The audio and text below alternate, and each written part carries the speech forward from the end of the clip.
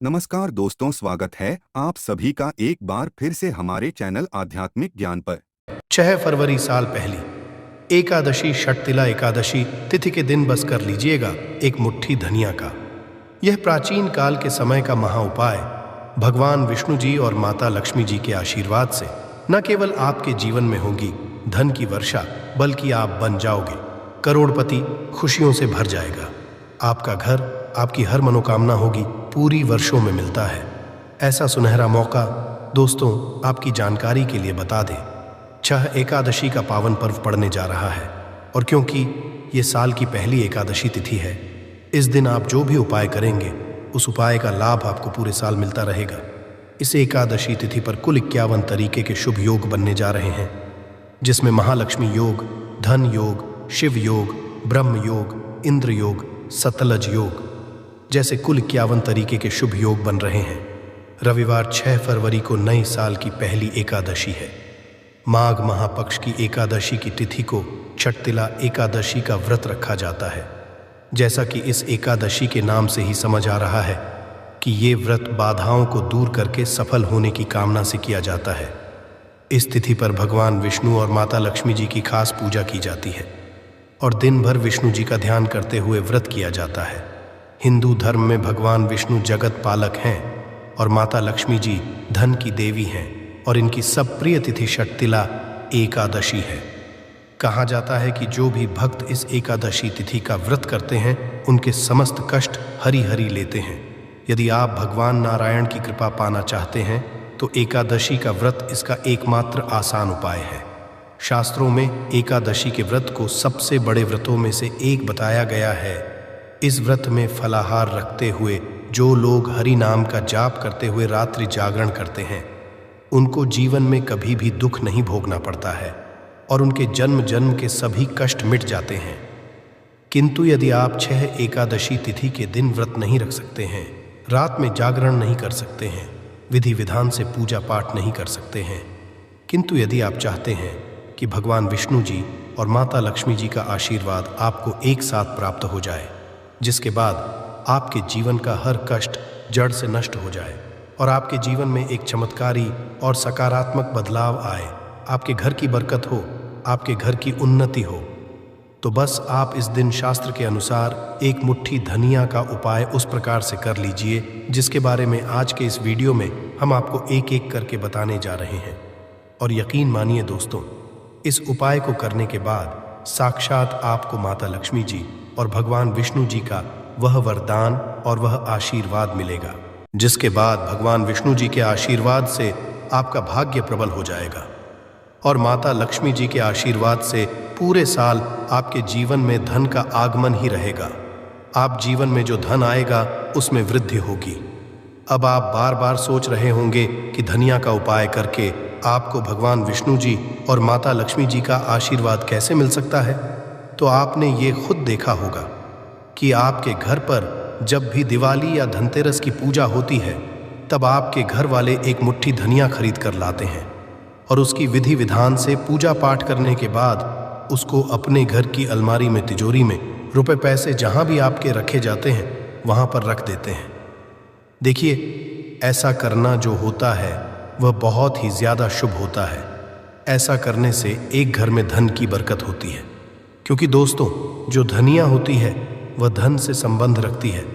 दूसरी तरफ धनिया में माता लक्ष्मी जी की दिव्य शक्तियों का वास होता है और तंत्र शास्त्र के अनुसार यदि आप भगवान विष्णु जी की पूजा में धनिया का प्रयोग करेंगे तो वह पूजा तुरंत सिद्ध हो जाएगी और उस पूजा का आपको पलट करके लाभ अवश्य ही मिलेगा।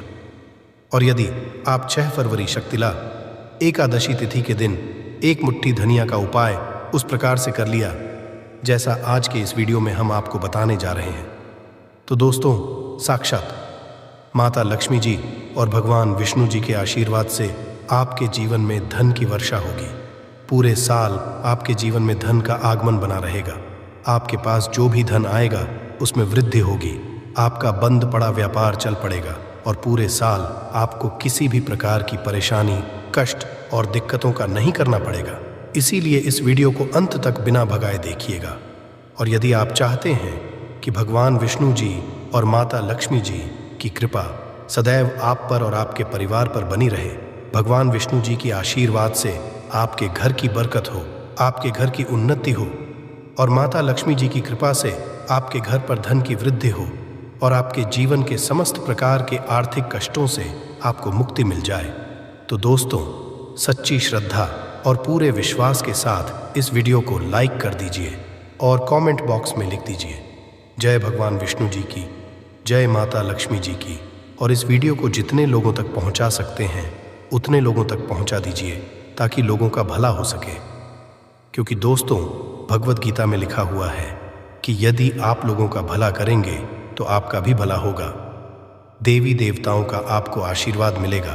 तो दोस्त, इस वीडियो को लाइक कर दीजिए और जितने लोगों तक आप पहुंचा सकते हैं उतने लोगों तक पहुंचा दीजिए।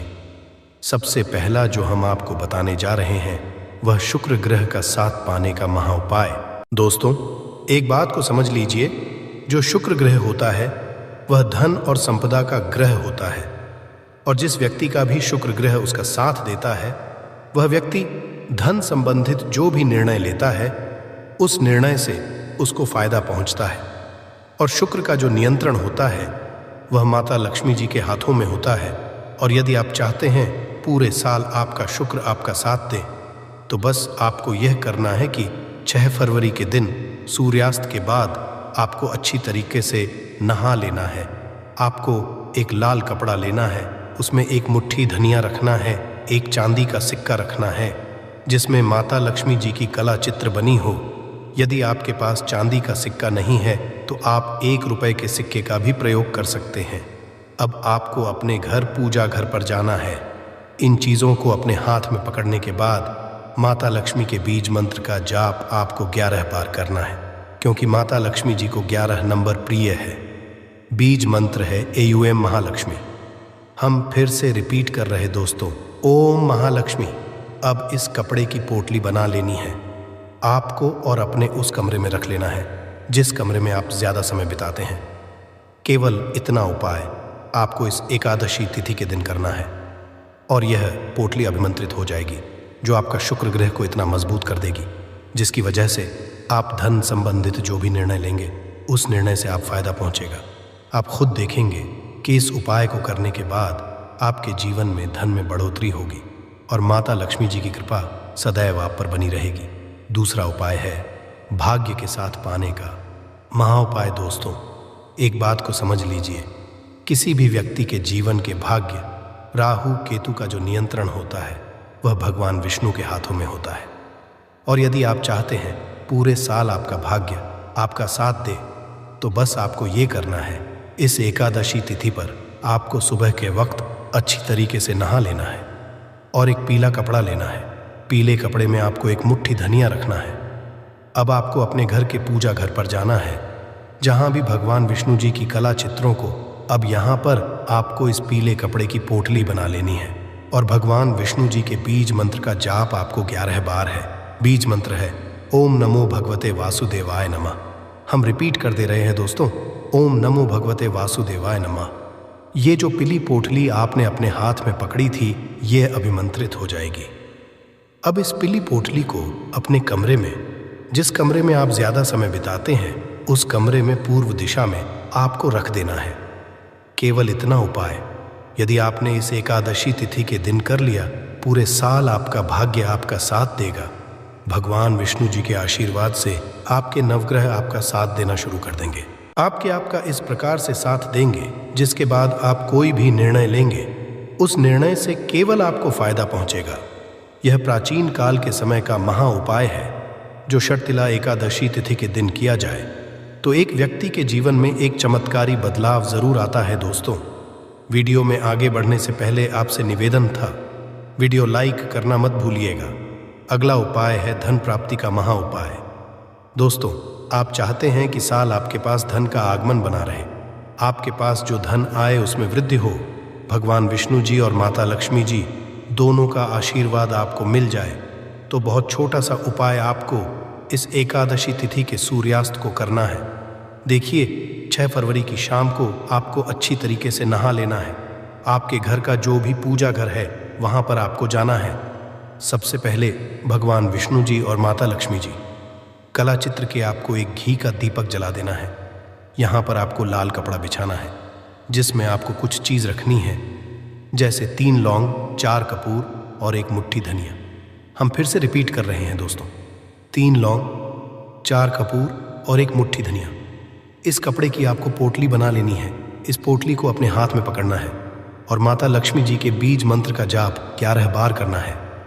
बीज मंत्र है AUM महानमः। अब इस पोटली को आपको ले जाना है और अपनी अलमारी में, तिजोरी में, जहां भी आप पैसा, रुपया, सोना, चांदी रखते हैं वहां पर रख देना है। केवल इतना उपाय आपको करना है इस एकादशी तिथि के दिन, और ये पोटली अभिमंत्रित हो जाएगी, जिसके बाद ये आपके जीवन में धन खींचने का काम करेगी। ये पोटली एक चुंबक बन जाएगी जिसकी वजह से आपके जीवन में धन आने के रास्ते खुल जाएंगे। रसोई घर में ये गलती कभी भी नहीं करनी चाहिए। यकीन शास्त्रों द्वारा रसोई में इन गलतियों को करने वाला व्यक्ति हर हाल में वह हो जाता है, उसे गरीबी का सामना करना पड़ता है, पूरे परिवार को इसका खामियाजा भुगतना पड़ता है। शास्त्रों में स्पष्ट बताया गया है कि जिस घर में माँ अन्नपूर्ण जी का वास हो जाए तो माँ के साथ साथ सभी देवी देवता एक साथ निवास करते हैं। ऐसा करने वालों के घर में अनाज का भंडार धन दौलत से भरा रहता है। जिस भी व्यक्ति के घर में ये गलतियां यदि होती तो इसे आप मामूली ना समझे और ना ही नज़रअंदाज करने की गलती करें। आपका पूरा घर निधन हो सकता है। दोस्तों, व्यक्ति यदि जीवन में सफलता करना चाहता है तो उसके लिए सबसे ज़्यादा ज़रूरी है उसके स्वास्थ्य का सही होना, और उसका शरीर यदि स्वस्थ होता है तो व्यक्ति सदैव ही अपने लक्ष्य को हासिल कर सकता है। ऐसे में शास्त्रों के अनुसार यदि आपका रसोई घर अच्छा है, उसमें ये गलती नहीं होती है, तो माँ अन्नपूर्णा आपसे प्रसन्न हो जाती है, आपको मालामाल कर देती है। तो चलिए जानते हैं कौन सी है वो गलतियां हैं। परंतु उससे पहले दोस्तों, आपसे रिक्वेस्ट कि वीडियो को लाइक करें, अपने दोस्तों के साथ शेयर करें, और यदि आपने अभी तक चैनल को सब्सक्राइब नहीं किया तो सब्सक्राइब करके बेल आइकॉन जरूर प्रेस करें। दोस्तों, नंबर 1, महिलाएं ऐसी होती हैं जो खाना बनाने से पहले स्नान नहीं करती, हाथ पांव नहीं धोती, रसोई घर में खाना बनाते समय इधर उधर जैसे बाल में या मुंह पर हाथ लगाती है और फिर बगैर हाथ धोए, बिना हाथों को साफ किया खाना बनाती है, तो ऐसे में खाना दूषित हो जाता है। इस तरह का खाना खाने पर घर परिवार में बीमारी आती है। माता अन्नपूर्णा जी नाराज हो जाती है। ऐसे घरों में दरिद्रता का वास हो जाता है।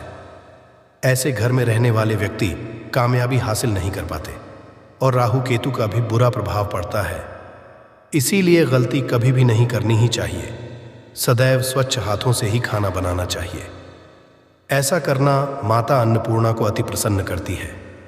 दोस्त नंबर 2, शास्त्र में बताया गया है जहां पर महिलाएं भोजन बनाती हैं, वह स्थान स्वच्छ ना हो तो राहु केतु का बुरा प्रभाव पड़ता ही है, साथ ही क्षण भी रुष्ट हो जाते हैं। ऐसे घरों में कमाने वाले व्यक्ति पर बुरा असर होता है। पूरा घर धीरे धीरे निर्धनता का शिकार होता चला जाता है। इसीलिए घर सदैव साफ सुथरा रखना चाहिए और गंगा जल से छिड़काव जरूर करना चाहिए। ऐसा करने से माता अन्नपूर्णा आकर्षित होती है और आपको कार्य में कामयाबी मिलेगी। साथ ही उसके परिवार के हर सदस्य को उनके काम में कामयाबी मिलती है। नंबर 3, दोस्तों, अपने घर में धारदार चीज नहीं रखनी चाहिए। इससे परिवार में तनाव बढ़ता है और झगड़े आदि होने लगते हैं। ऐसे में रसोई घर में 1 या 2 से ज्यादा चाकू छुरी नहीं रखने चाहिए, ऐसे जिसका आप उपाय नहीं करते हैं, परंतु आपने अब तक रसोई घर में उसे रखा हुआ है, तो ऐसे ही बेकार परिधारदार वस्तुओं को तुरंत ही बाहर कर देना, क्योंकि ऐसी घर में रखने से नकारात्मकता आकर्षित होती है।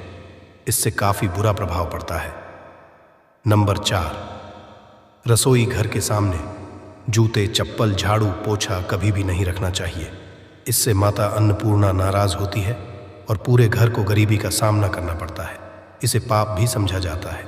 इसीलिए आपको कभी भी चप्पल, जूते या झाड़ू, पोछा घर के सामने नहीं रखनी चाहिए, क्योंकि इससे घोर अनर्थ हो सकता है और माता नाराज हो सकती है। 5, रसोई घर में खाना बनाते समय में महिलाओं को भोजन झूठा नहीं करना चाहिए। ऐसा करने मां अन्नपूर्णा जी का पूर्ण अपमान होता है।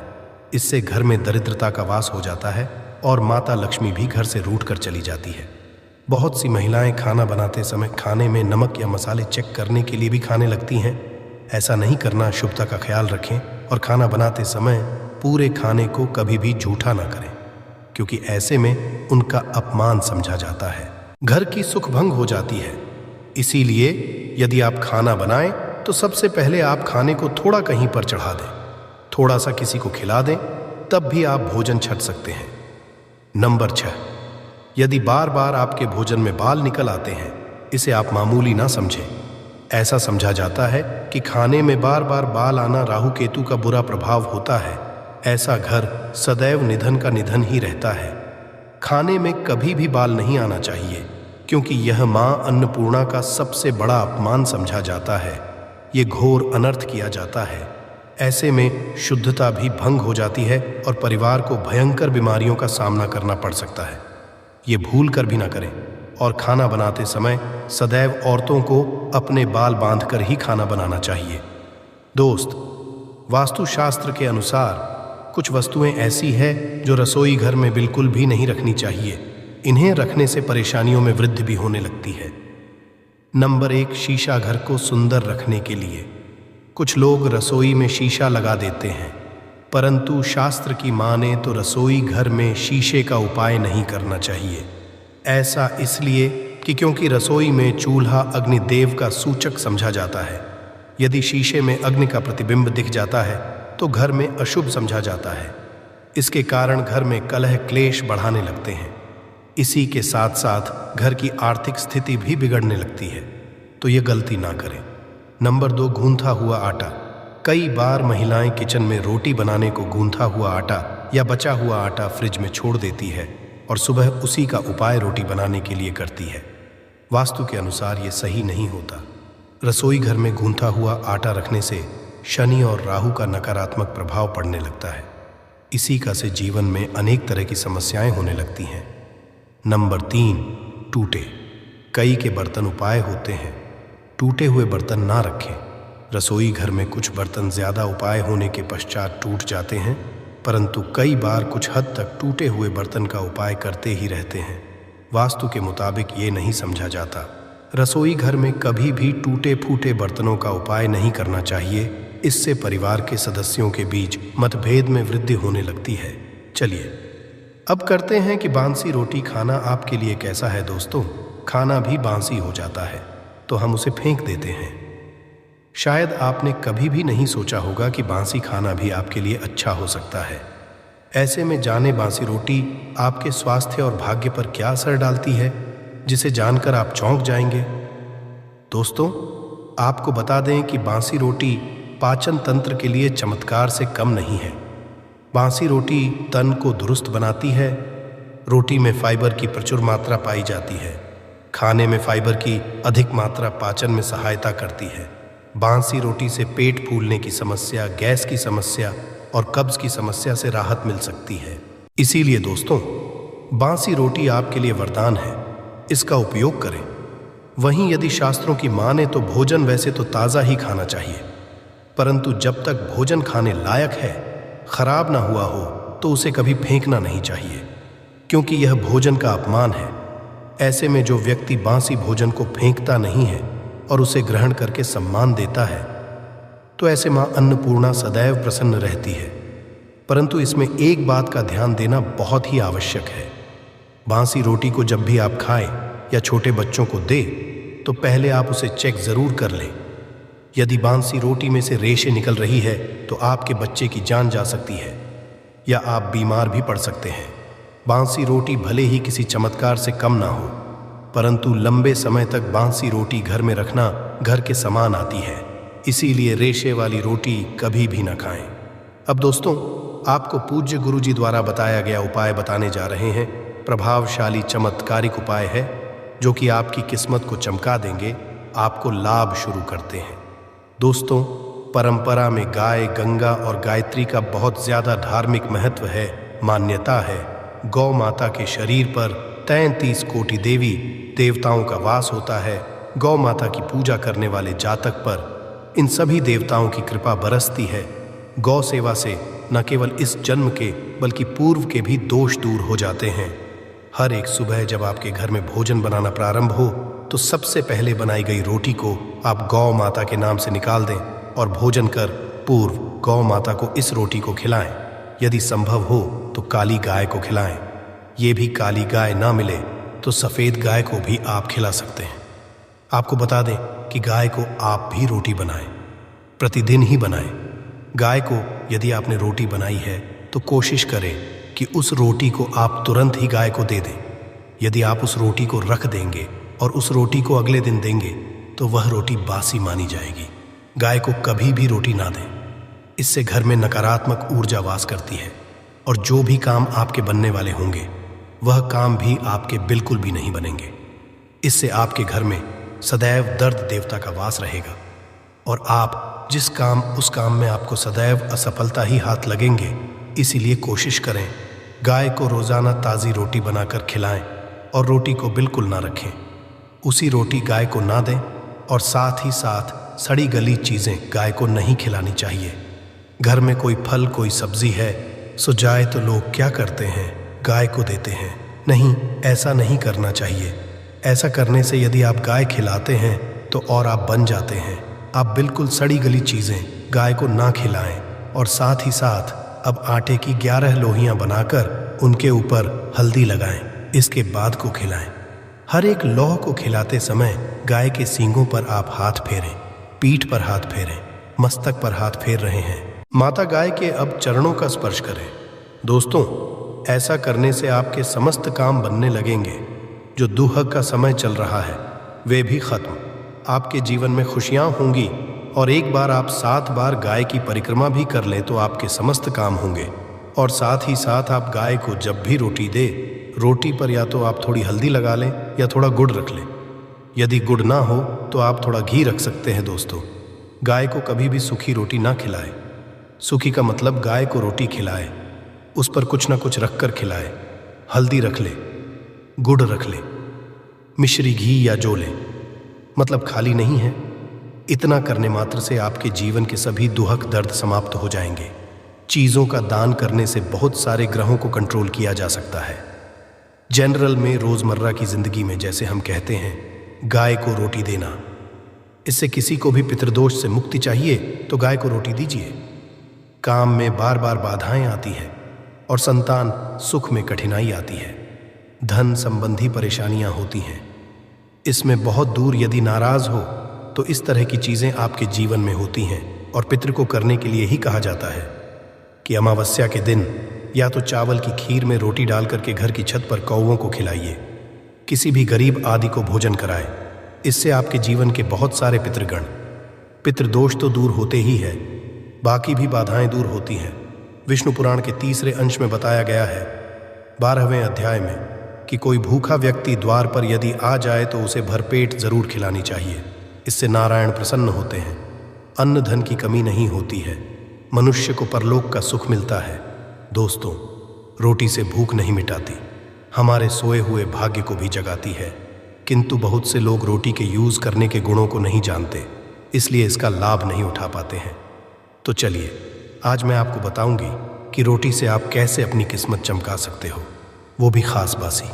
रोटी का उपाय बताऊंगी जिससे आप किसी से भी बात मनवा सकते हैं, जिसे तंत्र अपने भाषा में वशीकरण भी कहते हैं। और ये बहुत ही आसान होता है, कोई भी गलत नहीं होता है। बस इसमें ये बात करते हैं कि किस तरह से आप सही तरीके से अपने पति या पत्नी को जो रूठ गए हैं, मान नहीं रहे हैं, इस तरह से आप उनको बना करके वापस ला सकते हैं। सबसे पहले ग्रह दोषों की बात करेंगे तो शनि, राहु और केतु को पाप ग्रह कहते हैं और इनकी दशा से प्रायः हर तीसरा व्यक्ति पीड़ित है। और इन तीनों अशुभ फलदायी ग्रहों को एक साथ यदि आप बना करके चलना चाहते हैं तो सबसे आसान तरीका है रोटी में सरसों तेल लगाकर काले कुत्ते को शनिवार के दिन खिलाइए। रोज खिला सकते हैं तो बहुत ही अच्छा है। काले कुत्ते हैं तो 2 रंग का या दूसरे रंग के भी कुत्ते को खिला सकते हैं। ये सभी चीजें ग्रह दोष आपके जीवन से दूर होती हैं। नजर दोष हो, किसी ने कुछ किया, धरा हो, किसी ने बांध दिया हो, भूत प्रेत आदि का साया पड़ा हो, जो भी मानते हैं ये अननेचुरल चीजों में, वो सभी को केतु ग्रह से संबंधित समझा जाता है। और कुत्ते को भी क्या मानते हैं। हम केतु ग्रह से संबंधित होता है। इस कारण यदि आप कुत्ते को रोटी खिलाते हैं तो आपके ये सभी तरह के ग्रह दोष दूर करने में सहायक समझा गया है। आप देखते होंगे घर में जब भी छोटा बच्चा रोता है और आपको लगता है कि उसको नज़र लग गई, ठीक से खाना नहीं खा रहा है, तो भी आपको रोटी का उपाय करना चाहिए। कहते हैं कि एक रोटी ले लीजिए और उस पर एक गुड़ का टुकड़ा रख दीजिए। इससे लपेट बच्चे के ऊपर से 3 बार आपको घड़ी की उल्टी दिशा में घुस जाए और रोटी को गुड़ सहित आपको किसी कुत्ते को खिला देना चाहिए। आग बच्चा बिल्कुल चुटकियों में बहुत चेंजेस आ जाते हैं। और नहीं तो 2-3 बार कीजिए, उपाय अपने आप बच्चा ठीक होने लगता है। ये उपाय आपको आगे मैं जो बताऊंगा ये ज़रूर करना चाहिए। आप देखेंगे किस तरह से ये एक रोटी आपके जीवन से समस्याओं को जड़ से उखाड़ कर फेंकेगा। और ये उपाय आप कैसे करेंगे, कब करना है, ये आपको ध्यान से ज़रूर सुन लेना है। सुबह जब आप नहा धो कर के रेडी हो जाए, जब भी पहला खाना आप बनाएंगे तो पहली रोटी जो होगी उसमें आपको आ लेना चाहिए। उसको घी या शुद्ध सरसों का तेल उसके ऊपर लगाकर ले। सूखी रोटी ना रखे, थोड़ा सा ले और फिर उस पर बुरा या पिसा हुआ चीनी जो कहते हैं या नॉर्मल चीनी ले लीजिए, शक्कर वो छिड़क लीजिए। अब रोटी को दोनों हाथ में लेकर कुछ मिनट्स के लिए आपको अपने घर के इष्ट देव, अपने घर के देवता जो भी आपको घर में पूजते हैं उनका आपको ध्यान करना चाहिए। सिर्फ मन में नमस्कार करें और ध्यान करें। कुछ मांगने की, कुछ शिकायत करने की, कोई नेगेटिव बात बोलने की ज़रूरत नहीं है, क्योंकि शक्ति सब समझते हैं कि आपको क्या चाहिए। अब इस रोटी के बराबर बराबर आपको 4 टुकड़े कर लेने हैं और इन 4 टुकड़ों को आपको अलग अलग जगह पर रखना है।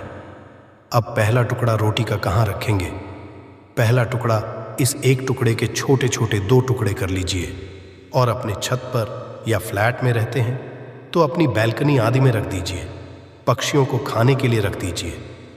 यदि घर पर नहीं है तो आप ये व्यापार स्थल पर भी कर सकते हैं। उपाय को इससे आपके पितृदेव की जागती है, वे आप पर प्रसन्न होते हैं। जो भी कार्य करेंगे उसमें आपको 100% मदद मिलेगी, आपको सफलता मिलेगी और व्यापार आदि धन लाभ आपको होता है। व्यापार दिन दुगनी रात चौगुनी उन्नति करने लगता है। इसलिए उनके संतोष के लिए ये आपको करना चाहिए। रोटी का दूसरा टुकड़ा छोटे छोटे टुकड़े करके चींटियों के बिल पर डाल दीजिए। इससे आपकी उन्नति में स्थिरता आनी शुरू हो जाती है।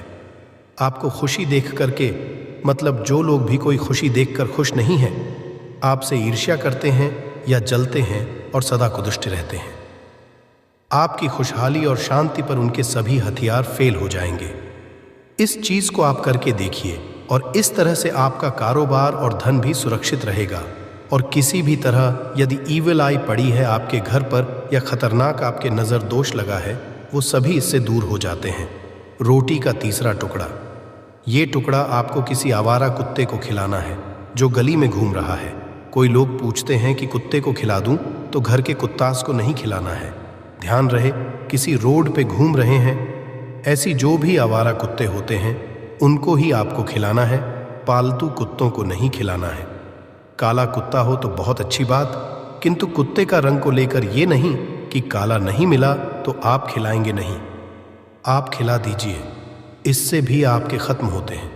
शत्रु चाहे कितने भी षड्यंत्र करते हैं आपके जीवन में, किंतु आपका बाल भी बांका नहीं कर पाएंगे।